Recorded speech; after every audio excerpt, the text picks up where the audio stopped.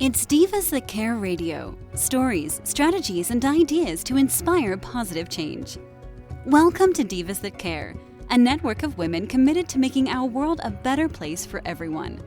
This is a global movement for women, by women, engaged in a collaborative effort to create a better world for future generations. To find out more about the movement, visit divasthatcare.com after the show. Right now, though, stay tuned for another jolt of inspiration. Well, hello, everyone, and welcome back to the Divas That Care. My name is Candace Gish. Wow, I'm excited, everyone. We're going to be welcoming back such an amazing woman to our program, and I just can't wait to chat with her today. But if this is your very first time tuning in to the Divas That Care, a huge welcome. We've been on the air now for 12 years. We are listened to in over 30 countries, and it's because of all of our amazing listeners from around the world that we're able to do this. Please share this with all your friends and family because, as I said, it's what we want to do. We want to inspire and empower so many people out there. All right, as I said, I'm excited to be welcoming back Liberty Miller. She's going to be chatting with us today. So welcome back, Liberty. Thank you so much for having me again. Oh, my gosh. I am so excited. I loved having you on the last time, and I'm really excited about today's topic. Would you mind introducing yourself to our listeners? Absolutely. My name is Liberty Miller, and I kind of have a broad background, mainly photojournalism, foreign correspondent, but I now live in Alaska full-time, and I own a coffee shop.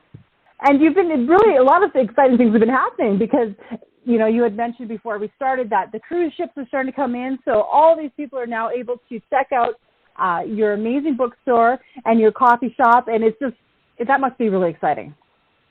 It's very exciting. You know, we haven't had cruise ships for 2 years during the pandemic, and they started coming back earlier this month. And we're all thrilled to have them back. It's exciting to get to meet new people and you know, make the money to survive winter. Winters are very quiet up here.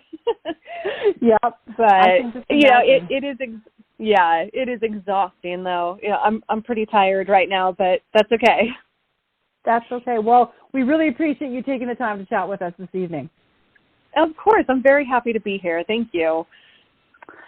Well, last time you and I had chatted, we had talked a little bit about your background and the things that you had done, and it was just, I found it so inspiring. And you had also mentioned that you were volunteering, and we're going to be talking about that today because it's quite an interesting story on why you started volunteering, but you volunteer at a prison. Would you mind, Liberty, sharing a little bit about the background of why you started volunteering? Absolutely. So I have been a chronic volunteer my entire life. Volunteering is my passion. It's what fuels my soul. And it was always volunteering for marine conservation. And in 2000, I don't know, it was 17 or 18, I started volunteering at Alaska's maximum security prison. And it changed my life. It was meant to be a one-time talk, and it absolutely changed my life. And it's the reason I decided to stay in Alaska. And I was invited in to sue the guys about my brother's murder. My brother was murdered when I was 16 years old. And they wanted to hear the victim impact. They wanted to hear about, you know, what it was like to experience the murder of a loved one back then, you know, when I was 16, and what it's like now, you know, how it affected my life then and now. And that's amazing because that's probably not something that a lot of people would be comfortable with doing. Yeah, it was interesting that first day. Before that, you know, my brother was murdered in 1997, and up until I started volunteering at the prison, I never really talked about my brother's death because murder makes people uncomfortable. And a lot of friends in my life didn't even know that I had a brother. Because it's always that weird thing when you're getting to know someone new, you ask about siblings. And if I say I had a brother but he died, then people become curious and they ask how. And when I say he was murdered, it just gets so awkward. People are very uncomfortable with murder. And so I learned to just not even mention it at all. And that did hurt a little bit, but then when I started going into the prison, the reason that first talk that I did at the prison was so profound for me is because I really opened up about my brother's death, which was difficult. It brought back a lot of feelings and emotions and pain, but the inmates, they didn't shy away from me. When people find out that my brother was murdered, they start to treat me differently, and the inmates didn't. They weren't afraid of me because of what I had been through, and that was so refreshing for me. I had never experienced that before, and I feel that's why it was so profound for me. I can, you know what, just listening to you, I can understand that now, because it's not, it's a completely different perspective on things.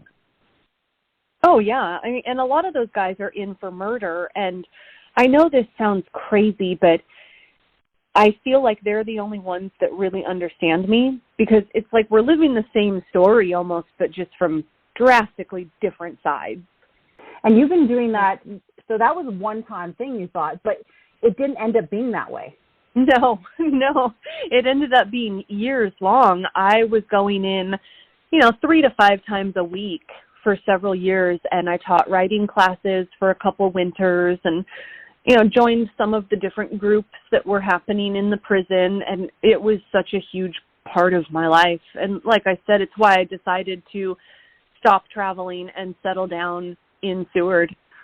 Is that a common thing? Because, you and I are chatting, definitely come across different individuals that have volunteered at prisons, but it's not something that people talk about. It's not something that, it's in a conversation. So do you find that there are a lot of individuals out there that are volunteering like you are? Not that I've met. I've never met a single other prison volunteer. But I haven't sought them out, and I'm way up here in Alaska, kind of, cut off from the rest of the world. So, of course, there's volunteers at prisons across the nation, but I haven't met any. But like I said, I haven't reached out to any of them. I haven't tried to learn about other prison volunteers, and I should. Yeah. But I also know that right now, I haven't been into the prison since the pandemic started. So that's been very difficult for me. I mean, it's the reason I stayed here, and now not having that, it has been really challenging for me. Is this something that you're planning on going back to do again? Absolutely. As soon as they open up to visitors and volunteers again, absolutely. And I still am in regular contact with a lot of the staff at the prison, and so they keep me updated about, when they think that things will open back up for me to go in. So as soon as they say the word, I'm there. I love that. Great. I'm so happy to hear that. And it's quite an interesting story. You had actually wrote a book, too, in regards to this experience. Can you share a little bit about that for any of our listeners that didn't hear our first podcast? Yeah, absolutely. So my first book, The Heart of the Runaway, talks a bit about my brother's death, and that's what got me into the prison. The superintendent of the prison here had read that book, and it's a small town, so he tracked me down and invited me in to speak to the guys. And then fast forward to 2000, I think it was just last year, I published a book that I co-wrote with a correctional officer, so a prison guard, at that prison, and a man who is currently incarcerated there for murder. The three of us co-wrote a book about restorative justice, and it just came out last year. It's called Our Prison Story. Wow. Why did you decide to do that? I find that book is quite fascinating, but I wanted to know why it was so important for you to write that. Such a unique situation. You have a prison guard, a man who's incarcerated for murder, and then me, a prison volunteer whose brother was murdered. 3 people that society says should not be friends. And the 3 of us, just from interacting within the prison, realized that we all have the same very strong beliefs about restorative justice and forgiveness and prison reform. And so we decided to share it with the world. And as far as I know, there's not another book like this out there that's written by people from such different backgrounds. And it's so inspiring. Like, I'll be honest with you, when you had first told me about this book, I thought, this is such an inspiring book that I think so many people around the world need to read because of that. You know, people that are living it, and they need to talk about it, because restorative justice is not, I don't know, like, what do you think? Is it something that is really taking place in the prison systems right now? Not at all, not in my experience. It's really starting to take hold within schools. Restorative justice and ACEs, which is adverse childhood experiences, that's really starting to take hold within schools, which is important. But it's also important to do that within prisons. You know, we have these people locked up in captivity. Why are we not utilizing the time that they're spending incarcerated to help them heal and become better people and reintegrate into society in a lasting way?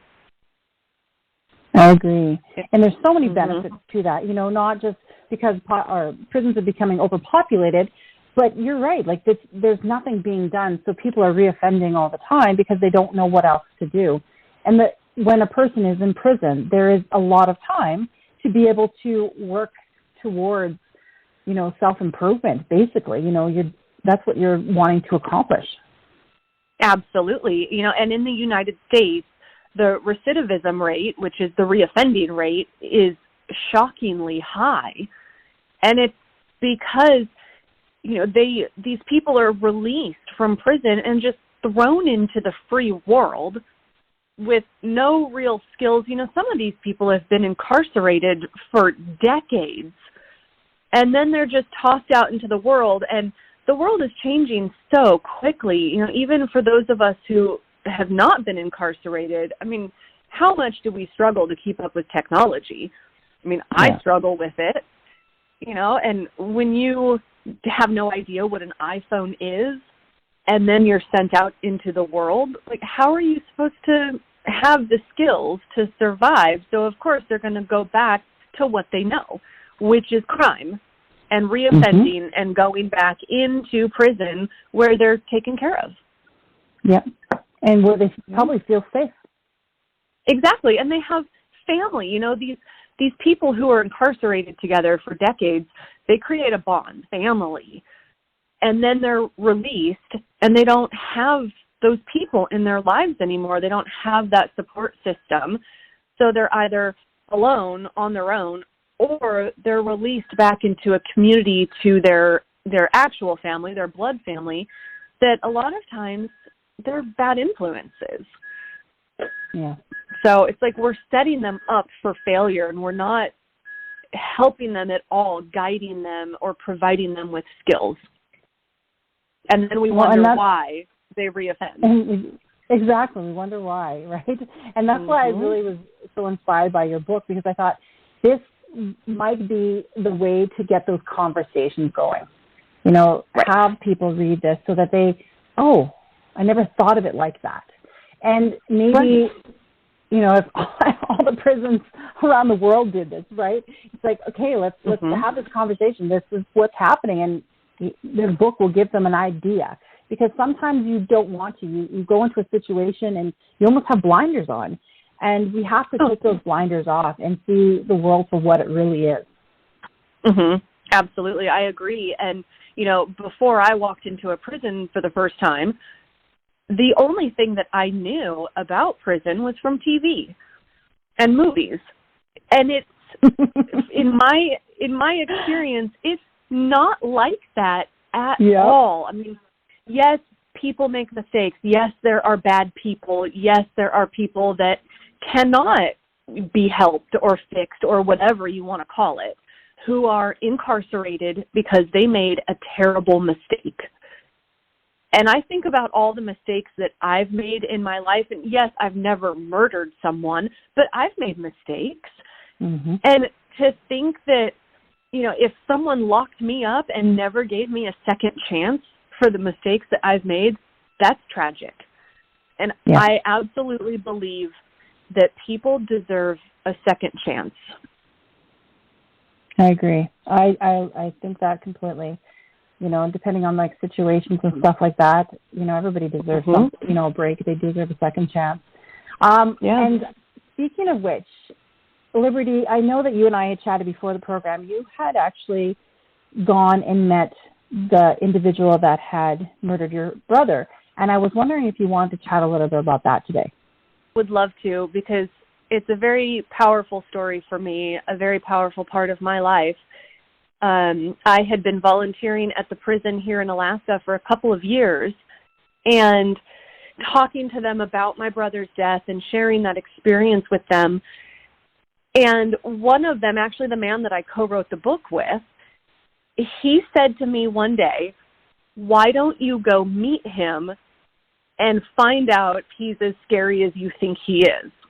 Meaning, why don't you go into the prison and meet the guy that killed your brother? And I didn't even realize that that was a thing that I could do.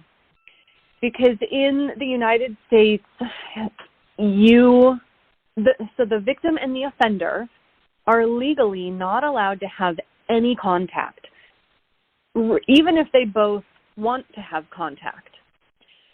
So that was the whole purpose of me speaking to the prison the first time, was these men, even though they didn't commit the crime that affected me, they wanted to see how crime affected the family, the community. They wanted to see the ripple effect of crimes that they had committed.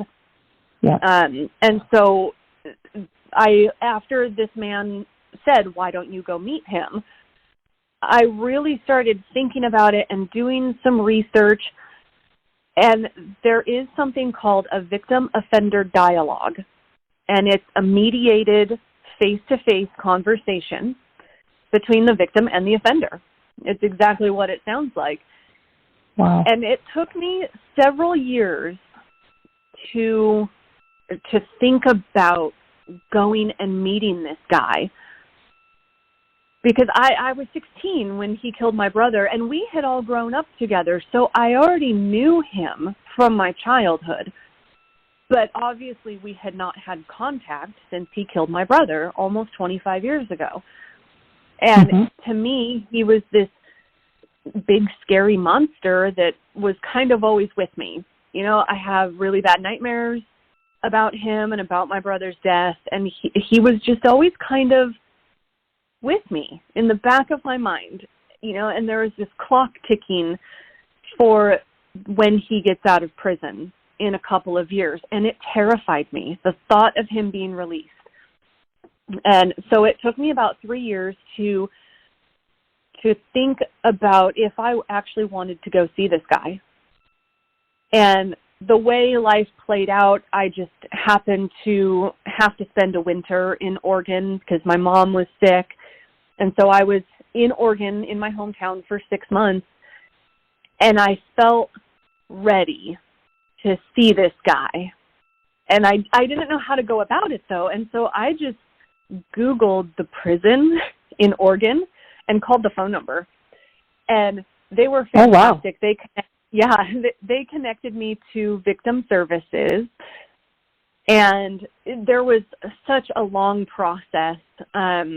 I talked to the woman at Victim Services, and the first step was for her to reach out to Cameron, the guy that killed my brother, and he was the one that said yes or no. You know, yes, I'll see her, no, I won't see her. And if he said no, that was it, case closed. That was the end of the story. But he ended up saying yes. And so then we moved into this series of phone conversations, both he and I not talking to each other, but talking to the victim services woman. And she was trying to get a feel for the intent of why we wanted to see each other, because they didn't want either of us to get more emotionally hurt. And so it was probably 3 months of having conversations with her, and she actually went into the prison and met with Cameron and talked to him face to face. And then before I knew it, I was driving to the other side of Oregon and walking into the prison and meeting him. Oh, my goodness. Yeah. So how was that experience for you? You know, it was so surreal. It's something that I don't fully remember all of the details, but it's also something that I'll never forget. I remember feeling fine, you know, walking into the prison, going through the metal detector, you know, handing over my driver's license, getting my visitor badge. I was totally fine. At this point, I was so comfortable being in prisons that I just didn't really feel anything. And they had us set up in a conference room, and he was not in that room yet. He was sitting down the hall around the corner waiting for me to get checked in through security and to get settled in this conference room. And I remember as we're walking into the room, the prison guard, she said, "I think you'll be really happy with this room. It's a really big room. There will be a lot of space between you guys," you know. And I walked into this room. It felt like the tiniest room I had ever been in. It felt so small. It just all kind of hit me at once. Yeah. And I've never struggled with anxiety or panic attacks, but I think I almost had a panic attack that day. I mean, I was crying before I even realized what was happening. I was shaking. I was freezing cold, but I was pouring sweat. It was unbelievable. Volunteer from Victim Services, she said to me, "You know what? You can walk out right now. You do not have to do this. You don't have to see him. You can just walk away." And I had the strangest thought that if I was this scared, how scared was he? He was sitting around the corner waiting, knowing that I was there. And he was probably terrified. In my opinion, it's even more brave of him to see me than it was for me to see him, because he's the one that made the mistake. He's the one that took my brother away. I did nothing wrong. I was a 16-year-old girl. And so he was the one that was in the wrong, but yet he was still willing to see me. And to me, that's bravery right there. So he came into the room then, and you were able to speak with him for a little while? Yeah, we had 2 hours together. Oh my goodness, that long. Yeah, which it was 2 hours was a very good amount of time. It wasn't too long. It was just long enough. I had 2 stipulations for seeing him. I did not want to shake his hand. I didn't want to have any physical contact with him. And I didn't want to talk about the crime, because I know enough about the day my brother died, and I wasn't there to ask Cameron why. I mean, the why of it doesn't matter anymore, and he probably doesn't have a good reason anyway. They were 21-year-old kids. And so he walked into the room, and it was so awkward.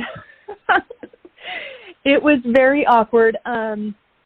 He sat down across the table from me, and I mean, what do you say? You know, "Hey, how's it going? How's prison life?" You know, it was so awkward. Neither of us knew what to say. And so we just kind of sat there looking at each other, but then looking down at the table. And finally, the woman from Victim Services, she was in the room with us, and she kind of helped, you know, prod us along and started asking us each questions and just got the conversation flowing. And we ended up having the most amazing talk. And I will tell you this, we laughed a lot. Because like I said, we grew up together, and we have all of these memories. I mean, our childhoods were so entwined. We lived in such a small town. And so we talked about, you know, floating down the creek in the river and sledding on the, you know, down the hill behind the elementary school in the winter when it was snowing, and just all the things from high school. And we laughed a lot. We share a lot of memories, and that was really healing, I think, for both of us. And then at the end of the 2 hours, it was really important to me, even though I didn't want to talk about the crime, it was important to me to tell him to his face that I forgive him. And so I did that, and it was not articulate at all. I fumbled over my words, but I did apologize to him and tell him that I've never hated him for what happened. And he also apologized. It was a really beautiful few minutes of apologies and very heartfelt. Oh, Liberty, I am so glad you were able to do that. That must have been such a huge weight lifted off your shoulders. You know, it really was. And for both of us, I think he and I are still in contact. We write letters. And I finally, after all of these years since my brother's death, meeting Cameron and volunteering at the prison, like those two things combined have been more healing for me than any of the doctors or therapists that my mom sent me to right after it happened. It has been so beautiful, and I can't even express how powerful forgiveness is. You know what? I want to thank you even for sharing that with us. You know, I know that is a very difficult topic. And Liberty, I really want you to know that I want to be able to support you, the Divas That Care that wants to support you in any way that we can to get the word out there. You know, whatever we can do to support you, we would love to do that. I want to, if you're interested, I would love to have you back on the program again, because these are such amazing topics that I think people really need to hear about. And I hope that there's more places that you will able to share this and able to speak with, you know, more prisons around the world that or even victims that could really use that. You know, I really think that you would be an amazing support network to share this story of what you've gone through. Thank you so much for saying that. It means so much to me, and I want to get this story out there. Even though it's so difficult, I feel it's so important because I want to help, you know, some other 16-year-old girl whose brother was murdered and doesn't know how to deal with it, or anybody. I mean, murder is something that we don't talk about, and we need to. We absolutely need to talk about it, and forgiveness as well. I mean, you know, people talk about forgiveness on smaller scales, but on such a large scale, you know, forgiving someone who committed murder, something that we need to talk about, because it will change the world, and it will heal the world. And we all need to be healed from some trauma. Liberty, I can't even say how amazing you are. Like, I'm just blown away by this conversation today. Oh my gosh. I just thank you. It. I want to thank you so much, because this is a real conversation, and you're sharing something that is so important. And we will definitely have you back on. I know there's a few more topics that we can definitely talk about in the future, because I think that you're right. The world needs some healing, and let's just start the conversation. And you've been definitely doing that. So I really want to thank you for being my amazing guest on today's program. Thank you so much for having me and allowing me to tell my story to your listeners. I'm very grateful. Oh, my pleasure. And as I said, anytime you want to come back on our program just to share any of this, we would love to have you. Even talking about Alaska, we'd love to have you on that. But I was thinking that there's probably some more topics we can talk about, Liberty, in the future. So thank you again. Oh, of course. Thank you. Thank you so much. And to all of our listeners, you know what? I know that you're probably feeling what I'm feeling right now.